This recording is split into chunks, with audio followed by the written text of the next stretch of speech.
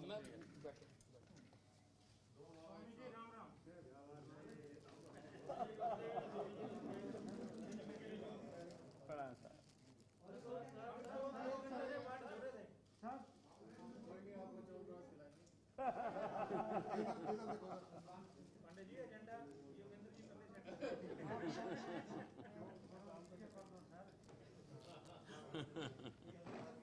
आप सब इतना।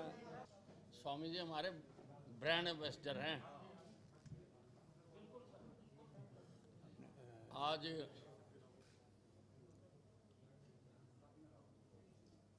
मेरा बहुत सौभाग्य है, स्वामी रामदेव जी मेरे कार्यालय में आए हैं। इनका आशीर्वाद लगातार मिलता रहता है और ऊर्जा के स्रोत हैं। जो भी इनके संपर्क में आता है, जिस पर इनकी कृपा दृष्टि होती है, उसमें ऊर्जा का संचार हो जाता है। लगातार भिन्न भिन्न मुद्दों पर, विषयों पर, राजनीतिक, सामाजिक, धार्मिक और यौगिक मुद्दों पर हमारी चर्चा होती रहती है। और आज खुद रामदेव जी महाराज मेरे दफ्तर में आए, यहाँ विराजमान है। मैं आज अपने आप को बहुत बहुत बहुत खुश नसीब मान रहा हूँ। धन्यवाद। बहुत बहुत प्रणाम परम आत्मीय श्री अनिल विज जी और मेरे सब पत्रकार बंधुओं को बहुत बहुत प्रणाम। बहुत अरसे से आदरणीय श्री विज साहब की तबीयत भी थोड़ी ख़राब रही, लेकिन बहुत ही जुझारू और बहुत ही बेबाक और साथ में एकदम बिंदास व्यक्ति हैं। कोई हिडन एजेंडा नहीं होता लाइफ में। हर मुद्दे के ऊपर जो व्यक्ति समाज राष्ट्र के हित में देखते हैं, बोलते भी हैं, उसको करते भी हैं और एकदम लड़ाकू आदमी है। अभी भी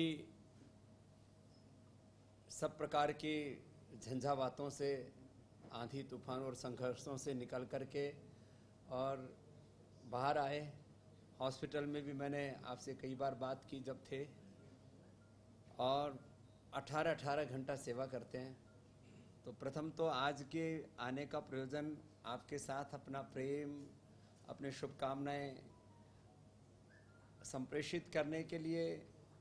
वैसे तो आपको संबल की उस तरह से, क्योंकि कमज़ोर आदमी है, मैंने कहा वैसे पूरे तो जुझारू हैं, लेकिन फिर भी एक आत्म संबंध है आपके साथ, इसलिए आए। पिछले दिनों कोरोना के वैक्सीन लगाने की भी बात आई, तो सबसे बड़े रूप में और पहली पहल करने वाले आदरणीय श्री विज जी हैं। योग आयोग को लेकर के आपने एक प्रामाणिक भूमिका निभाई और हरियाणा को योग के माध्यम से शारीरिक मानसिक रूप से स्वस्थ बनाना, और जो एक बहुत बड़ा लक्ष्य है, योगमय आध्यात्मिक भारत और आध्यात्मिक विश्व, spiritual India and spiritual world, एक बहुत बड़ा लक्ष्य है। ये केवल हरियाणा सरकार का नहीं, भारत सरकार का नहीं, ये भारत की आत्मा है योग। और उसको लेकर के बहुत संजीदगी के साथ में कार्य करते हैं आदरणीय श्री विज साहब। और इतना ही नहीं, मैं वर्तमान परिप्रेक्ष्य में देखता हूं कि जिस तरह से कोरोना फैल रहा है, बीच में एक बार लोगों को लगा कि अभी कोरोना की विदाई होने वाली है, ये तो वापस और प्रचंड वेग से उभर करके आया है। अभी वैक्सीन्स की भी तैयारियां चल रही हैं और भी कोशिश कर रहे हैं लोग कि किस तरह से कोरोना रुकेगा। लेकिन 2000 हमारे इस प्रांत के बहुत प्रामाणिक हेल्थ मिनिस्टर हमारे साथ में हैं, उनके होते हुए मैं इस बात को कह रहा हूं, अभी देश के लोगों को 2021 में भी आम लोगों तक वैक्सीन मिल पाएगी इसकी कोई गारंटी नहीं है। सबसे क्योंकि भारत इतना बड़ा देश है, 135 करोड़ की आबादी है, उसमें हेल्थ से जुड़े हुए और जो चाहे वो हमारे दूसरे सरकारी तंत्र से जुड़े हुए जिनका सीधा संपर्क जनता के साथ उतनी बड़ी संख्या है, उन्हीं तक वैक्सीन 2020 में मिल जाए, वही बहुत 21 में मिल जाए, बहुत बड़ी बात है। ऐसे में लोगों की जान बचेगी तो योग से बचेगी, आयुर्वेद से बचेगी, जीवन शैली में परिवर्तन से बचेगी, और हमने बचाई है। लाख लोगों ने जो है हमको भी विवादों में घसीटने की कोशिश की हो, लेकिन 1 करोड़ से ज्यादा लोगों तक तो हमने स्वासारी और कोरोनिल उपलब्ध करा करके और उनको अणु तेल नाक में डलवा करके लोगों को कोरोना से बचाया। कोई एक्सेप्शन भले हो गया हो, मेरे पास एक कोई रिपोर्टेड केस नहीं पूरे देश में से कि जिसने अणु तेल का प्रयोग, स्वासारी और कोरोनिल का प्रयोग किया हो और उसकी जान ना बची हो। कितनी बड़ी बात है। यदि वैक्सीन से एंटीबॉडी तैयार होते हैं तो स्वासारी, कोरोनिल और अणु तेल से व्यक्ति की इम्यूनिटी तो 100% बढ़ती है, ये तो डॉक्यूमेंटेड है। जिनको हमने दिया वो पेशेंट नेगेटिव हो रहे हैं, ये डॉक्यूमेंटेड है। और अब तो मैंने बहुत दिनों से प्रेस नहीं की थी, एक बार और विधिवत कर देंगे, पूरे आंकड़े भी दे देंगे आपको। हमने क्लिनिकल कंट्रोल ट्रायल का एक और फेज पूरा किया और इंटरनेशनल जर्नल में उसको पेपर को पब्लिश भी कराया। हमने जेब्रा फिश को, उसके अंदर लंग नहीं होता है, तो आदमी के लंग के सेल्स को इसमें इंजेक्ट किया गया। ये रिसर्च का तरीका होता है। और जिन उनको कोरोना से संक्रमित किया गया मछलियों को, जिन मछलियों को स्वासारी और कोरोनिल नहीं दिया गया वो 25% मछलियां मर गई, और जिनको स्वासारी और कोरोनिल दिया गया वो 100% मछलियां स्वस्थ हो गई। जिसको जो है हम ये मेडिकल रिसर्च का, ड्रग डिस्कवरी का एक पूरा का पूरा साइंटिफिक मेथड हमने फॉलो किया। इंटरनेशनल जर्नल में भी उसको प्रकाशित किया। आपको बहुत जल्दी एक बड़ी प्रेस कॉन्फ्रेंस करके भी इसका रहस्य उद्घाटन हम करने वाले हैं।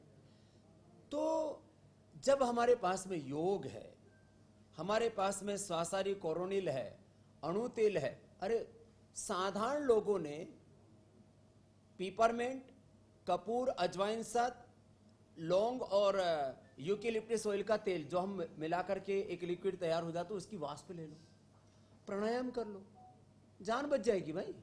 और एक बात और कहता हूं, करोड़ों लोगों को कोरोना हो भी गया और नेगेटिव भी हो गया, पता भी नहीं लगा। ये तो अब एंटीबॉडी टेस्ट कर रहे हैं तब पता लग रहा है। किसी शहर में 10%, किसी में 20%, किसी में 25% लोगों को भी कोरोना से संक्रमित होने के बाद कोरोना से वो वापस रिकवर हो चुके हैं। कैसे रिकवर हुए? अपनी इम्यूनिटी से। और योग इम्यूनिटी बढ़ाने का कार्य करता ही है, ये निर्विवादित है, कोई कंट्रोवर्सी नहीं इसके बारे में। और हमने ये सारे काम कोई कमाई के लिए नहीं किए, भलाई के लिए किए, कोई व्यापार के लिए नहीं किए, उपकार के लिए किए। हमने जब आज से 3 महीने पहले स्वासारी लॉन्च की थी, कोरोनिल लॉन्च की थी, हमने दी थी 535 में, लोगों ने 5-5 हजार में ब्लैक में बेची है। हम भी दे सकते 5,000 में, कौन रोक सकता था? इसमें कोई सरकार की कोई गाइडलाइन नहीं है कि आप कोई भी कोरोना के लिए कुछ भी आप मेडिसिन तैयार करेंगे और उसका क्या रेट रखेंगे, ऐसा कोई गवर्नमेंट का गाइडलाइन नहीं था। हमने बताया कि आम लोगों का फायदा होना चाहिए। और योग से तो 100% फायदा होता है। आप जब भस्त्रिका करते हो तो लंग की इम्यूनिटी प्रत्यक्ष दिख रहा है, फिर आपका लंग स्ट्रॉन्ग हो रहा है, स्ट्रेंथन हो रहा है। कपालभाति से liver, kidney, spleen, intestine, pancreas, uterus, ये सब आपका स्ट्रेंथन हो रहा है। अनुलोम विलोम से आपका ब्लड प्रेशर नॉर्मल हो रहा है, हार्ट की प्रॉब्लम नॉर्मल हो रही है, इम्यूनिटी आपकी बूस्ट हो रही है। और क्या चाहिए? भ्रामरी उद्गीत से व्यक्ति पूरी तरह से स्ट्रेस फ्री हो जाता है। तो भस्त्रिका श्वसन तंत्र के लिए, कपालभाति हमारे पाचन तंत्र के लिए, पेनक्रियास के लिए, अनुलोम विलोम हमारे नाड़ी तंत्र के लिए, और प्रतिरक्षा तंत्र इम्यूनिटी के लिए जब बेस्ट है, तो इन बेस्ट प्रैक्टिसेस को हम क्यों ना फॉलो करें। अब पूरी दुनिया फॉलो कर रही है, और मैं इसको शब्दांतर से कह रहा हूं, ये भारतीय संस्कृति की विश्व विजय यात्रा है। कोरोना के साथ साथ सारी दुनिया को पता है कि जान बचेगी तो योग से बचेगी और आयुर्वेद से बचेगी। एक बात और आपको साझा करना चाहता हूं। अब पिछली बार आप लोगों ने पूछा था मुझसे प्रेस कॉन्फ्रेंस में, जब हमने कोरोना लॉन्च की थी, कि दुनिया में कब मिलेगी। पहली बार WHO के सारे नॉर्म्स को हमने फुलफिल किया, और 150 देशों में स्वासारी, कोरोनिल, आंवला, एलोवेरा, गिलोय, जो इंटरनेशनल पैरामीटर्स उसको फुलफिल करके 150 देशों में यदि किसी को दवा बेचने के लिए एज ए फूड सप्लीमेंट नहीं, एज ए मेडिसिन भी किसी को अनुमति मिली है तो पतंजलि है। तो हम प्रामाणिकता से कार्य करते हैं। इस दिशा में और कार्य अभी करने की आवश्यकता है। बहुत बड़ा कार्य है लोगों की जान बचाना, और योग को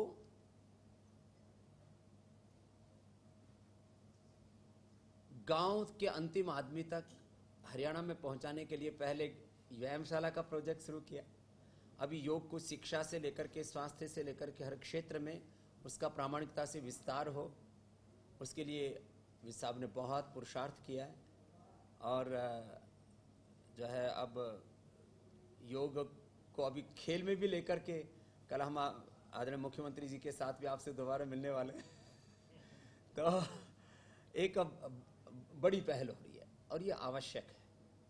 ये इस समय का युग धर्म है, ये राष्ट्र धर्म है, ये सेवा धर्म है, इस समय का मानव धर्म है कि हम योग को लेकर के जितना हम प्रामाणिकता से काम करेंगे तो वह इस मानव जाति के लिए श्रेयस्कर है। और उसमें आदरणीय विस साहब ने बहुत पहल की है। और वैसे भी आज मिलने का एक बड़ा प्रयोजन ये भी है, भाई ये भी फकीर, हम भी फकीर, ये और ये मूल धर्म इनका अध्यात्म धर्म ही है, सेवा धर्म ही है। राज्य धर्म तो भगवान के विधान से निभा रहे। तो आज बस एक आत्मीय भाव से हम आए। जहाँ तक किसानों का मुद्दा है, आप शुरू से मुझे बहुत छेड़ रहे हो। देखो, हम स्वभाव से, जन्म से कृषि पुत्र हैं, कर्म से हम ऋषि पुत्र हैं। किसानों के मुद्दे को लेकर के एक तो भ्रांतियां बहुत फैलाई जा रही है राजनीतिक तौर पर। MSP कहीं खत्म करने का ना कोई जिक्र है और ना कोई सरकार की मंशा मुझे लगी, क्योंकि मैंने तो प्रधानमंत्री जी से भी बात की है, देश के कृषि मंत्री नरेंद्र सिंह तोमर जी से भी बात की है, आदरणीय अमित शाह जी से भी मेरा संवाद होता रहता है। मुझे तो ऐसा कहीं पर कोई लगाने के भी कोई MSP खत्म करने का कोई सरकार का कार्यक्रम है। दूसरी बात, भाई मंडियां भी कोई खत्म नहीं हो रही हैं। ये अलग बात है कि भाई इसी मंडी में किसान को अपनी फसल बेचनी है, दूसरे जिले में, दूसरे स्टेट में नहीं जा सकता। इसके लिए पहले तो बड़ा एक तरह से किसानों के पैरों में बेड़ियां डाली हुई थी, हाथों में हथकड़ियां डाली हुई थी। सरकार ने तो उन हथकड़ियों को, उन बेड़ियों को तोड़ने का काम किया है। और मंडियों में कुछ दलाल बैठे हैं, उनको तो बेशक इससे कष्ट होगा ही होगा कि भाई ये जो है हमारी टेरिटरी का आदमी बाहर क्यों जा रहा है। भाई ये आज सारी दुनिया एक खुला बाजार है। किसानों को यदि ज्यादा अवसर मिलता है, और मैं तो एक दूसरी भी बात कहता हूं, कहते हैं भाई इन्होंने खोल दिया। अरे खोल दिया भाई, आपको लगता है कि भाई आपको अपने नजदीक की मंडी में ज्यादा पैसा मिल रहा है तो आप बाहर क्यों जाके बेचो ना भाई। लेकिन वहां यदि आपको नहीं मिल रहा और दूसरी जगह भी आपके लिए दरवाजे खोले हैं सरकार ने, तो इसमें विरोध किस बात का। तो और एमएसपी मुझे नहीं लगता कि हिंदुस्तान में आने वाले कम से कम 20-25 सालों तक तो कोई भी गवर्नमेंट खत्म कर पाएगी।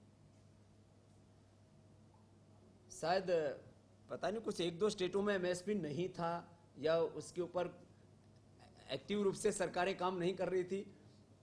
मुझे जानकारी मिली है कि जहां एमएसपी नहीं था वहां भी एमएसपी लागू हो रहा। अब तो बिहार, पश्चिम बंगाल, वहां भी एमएसपी पर लेना पड़ेगा। तो जहां एमएसपी नहीं था वहां लागू हो रहा है, हटाने की तो बात ही नहीं। फिर ये बखेड़ा किस बात का? यही सर समझ नहीं आ रहा कि सारा हित में है तीनों कानून, किसानों को समझा नहीं पाए या किसान समझ नहीं पाए या सरकार इस फ्रंट पे ढीली रहेगी कि इनके गुण बताने में। देखो, इसमें एक चीज तो मैं मानता हूं कि किसान तक अपनी बात पहुंचाना एक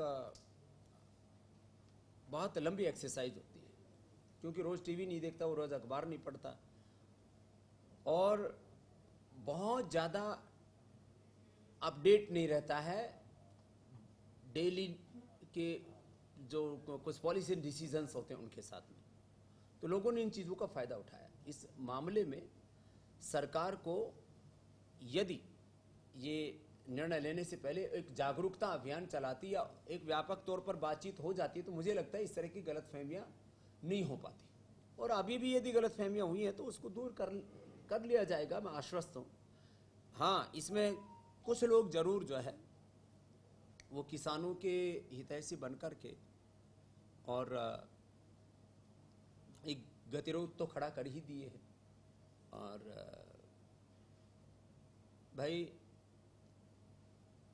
ये देश इतना बड़ा है, अब इसमें कोई भी आदमी अफवाहें तो फैला ही सकता है। तो ये विशुद्ध रूप से एक राजनीतिक अफवाह तंत्र काफ़ी हावी है और इससे किसानों को भी ऐसा लग रहा है कि सच में भाई, जो बहुत लोग यूँ बोलते हैं ये तो गड़बड़ है, गड़बड़ है। अब गड़बड़ क्या है किसी से आप पूछ करके देखो तो उत्तर कोई नहीं दे रहा है। जो हमारे, मैं तो भाई कहा ना कि किसान बिरादरी का ही आदमी हूँ, किसान बिरादरी के जो नेता हैं उनसे आप पूछो कि भाई गड़बड़ क्या है तो वो बता नहीं पाएंगे गड़बड़ क्या है। बोले भाई ये मोदी जो है किसान विरोधी है। अरे भाई क्यों है वो भी तो बता दो जरा। और एक मैं दूसरी बात कहता हूं, मोदी जी किसानों के खिलाफ नीति आखिर क्यों बनाएंगे? उनका क्या स्वार्थ है? भाई मोदी ना तो किसी एमएनसी का गुलाम है, मोदी जी ना किसी कॉर्पोरेट का गुलाम है और मोदी जी को ना किसानों से कोई बैर है। भाई एक ऐसा आदमी जिसका ना अपना कोई घर है ना परिवार है, वो भी एक तरह से जो है फकीर आदमी है, भाई वो क्यों किसानों के विरोध में नीतियां बनाएगा? भाई एक सोचने समझने की बात है। लेकिन फिर भी भाई ये किसान विरोधी है ही बिल। अरे क्यों है? लॉजिकली उसको कोई बोल नहीं सकता। कल खुद प्रधानमंत्री ने काशी विश्वनाथ में खड़े होकर कहा कि राजनीति जो है गंगा जल की तरह से मैं यहाँ खड़ा होकर कह रहा हूँ, उस पर क्या कहेंगे आप? प्रधानमंत्री का जो संबोधन था, मैंने कहा ना आपको, देखो उनकी मनसा साफ है और इसमें लगता है कि अब जो काम पहले करना चाहिए था सरकार को, थोड़ी चूक हुई है। मैं तो बोल रहा हूँ, देखो मैं तो गवर्नमेंट का आदमी हूँ नहीं और ना मैं कोई बीजेपी का प्रवक्ता हूँ।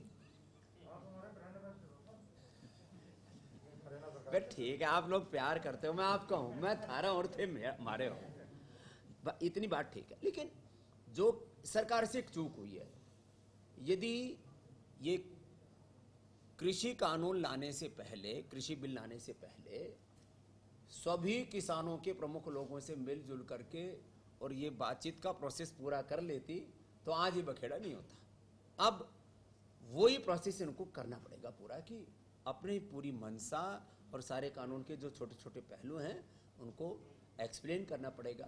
तो जरूर इसमें एक वक्त लगेगा, एक लंबी एक्सरसाइज करनी पड़ेगी, लेकिन ये मुद्दा शांत हो जाएगा। आप किसानों से क्या अपील करेंगे? जो ये अफवाहें या जो चीजें हैं, आपकी तरफ से क्या अपील है? देखिए, मैं तो दो ही बातें कहूँगा। एक बात तो भाई, किसी भी तरह से कोई आगजनी, कोई भी राष्ट्रीय संपत्ति का नुकसान नहीं होना चाहिए और किसी भी प्रकार की कोई जान माल की हानि नहीं होनी चाहिए। एक बात तो ये।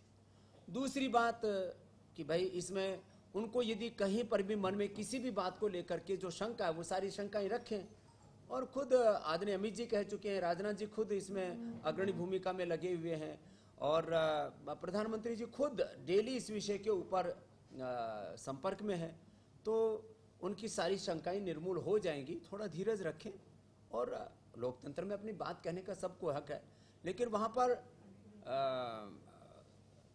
खालिस्तान जिंदाबाद का नारा लगाने का क्या मतलब है? वहां पर मोदी तुझे छोड़ेंगे नहीं, ये इसका क्या मतलब है? मोदी आतंकवादी है क्या? इस तरह की बातें नहीं करनी चाहिए।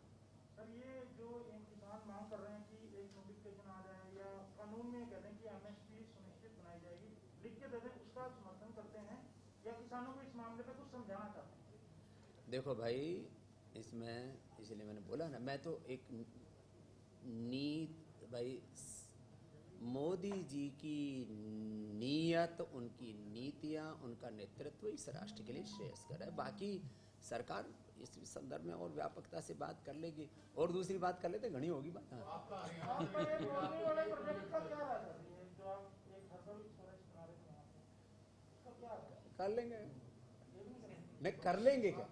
बाकी कुछ और योजनाएं हों। स्वामी जी, आपने बताया कि 135 करोड़ का देश है और अगले साल यानी 2021 तक हर किसी तक कोरोना की वैक्सीन नहीं पहुंच पाएगी, और ऐसे में योग का ही सहारा रहेगा। तो क्या आने वाले दिनों के अंदर देशवासियों को और विश्व को योग के बारे में और जागरूक करने के लिए या वो योगिक क्रिया बताने के लिए कोई कैंपिंग की योजना है? मैं तो रोज लगा हूँ, यही काम है मेरा, हमारा और काम ही क्या है? देखो, मैं आपको ये बात इसलिए नहीं कह रहा हूँ कि देखो, आप सबको पता है कि योग मेरा मिशन है, मेरा प्रोफेशन नहीं है, बिजनेस नहीं है। और हमने ये अब कोई कहने की बात नहीं रह गई है कि मासेस तक हमने योग का मैसेज दिया, और आप लोग कर भी रहे। जो कुछ थोड़े बहुत लोग प्रमादवश करते भी नहीं थे, अब तो वो भी कह रहे, अरे भाई वो फूक फाक कर ले, नहीं तो कोरोना लग जाएगा। बाट देख रहा है, चारों ओर कोरोना से लेकर के बीमारियां घात लगाए बैठी है। हम योग से ही उस लोगों की जो अजागरूकता है उसको दूर कर पाएंगे। और राजस्थानी एक लोकगीत कह करके मैं तो जगाने का काम ही करता हूँ।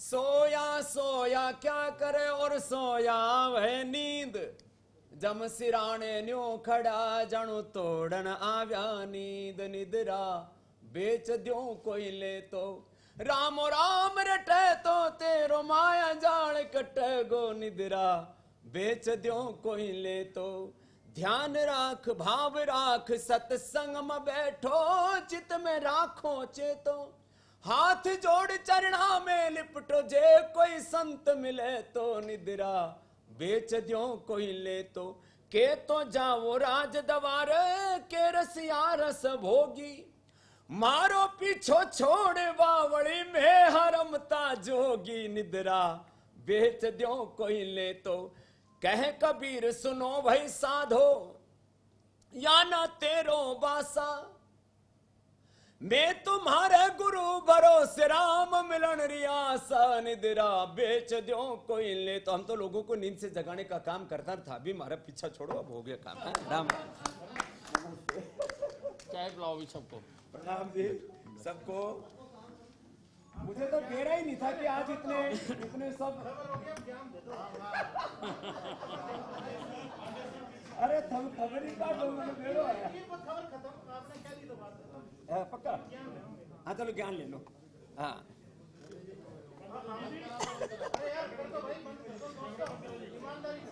चला ईमानदारी से, मैं रिकॉर्ड मत करियो रे।